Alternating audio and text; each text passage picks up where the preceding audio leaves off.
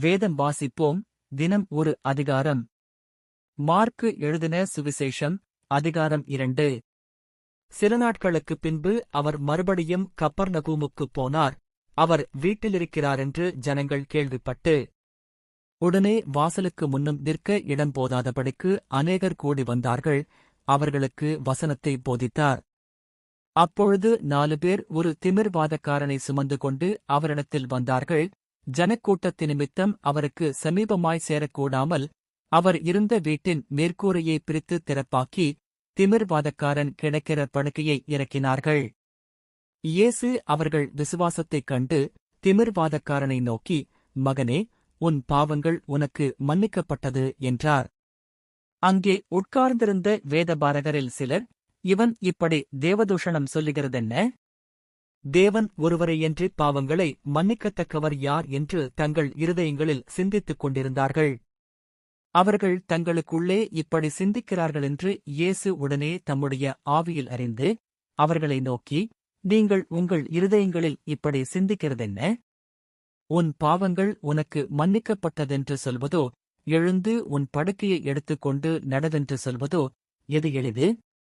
பூமியிலே பாவங்களை மன்னிக்க மனுஷகுமாரனுக்கு அதிகாரம் உண்டென்பதை நீங்கள் அறிய வேண்டும் என்று சொல்லி திமிர்வாதக்காரனை நோக்கி, நீ எழுந்து உன் படுக்கையை எடுத்துக்கொண்டு உன் வீட்டுக்குப் போ என்று உனக்குச் சொல்லுகிறேன் என்றார்.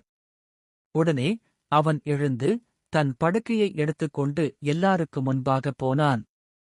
அப்பொழுது எல்லாரும் ஆச்சரியப்பட்டு, நாம் ஒரு காலம் இப்படிக் கண்டதில்லை என்று சொல்லி தேவனை மகிமைப்படுத்தினார்கள். அவர் மறுபடியும் புறப்பட்டு கடலருகே போனார். அப்பொழுது ஜனங்களெல்லாரும் அவரிடத்தில் வந்தார்கள். அவர்களுக்கு போதகம் பண்ணினார்.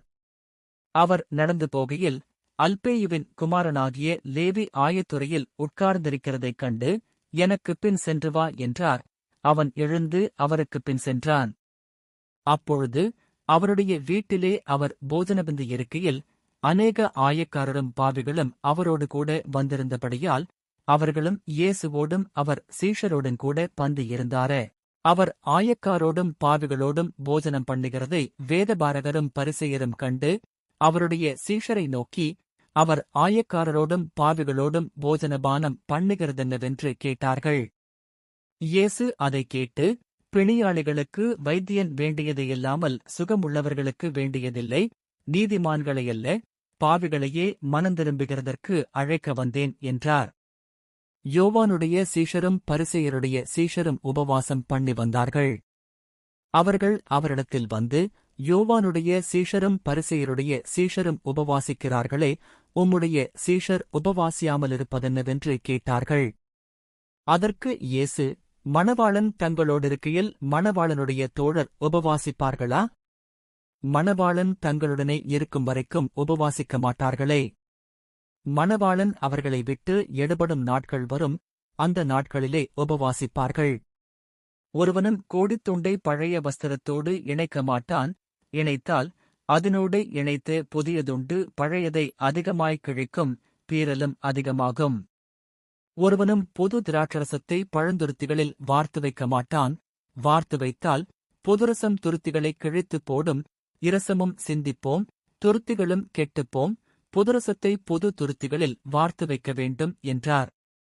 பின்பு அவர் ஓய்வு நாளில் பயிர் வழியே போனார். அவருடைய சீஷர்கள் கூட நடந்து போகையில் கதிர்களைக் கொய்யத் தொடங்கினார்கள். பரிசேயர் அவரை நோக்கி, இதோ ஓய்வு நாளில் செய்யத்தகாததை இவர்கள் ஏன் செய்கிறார்கள் என்றார்கள்.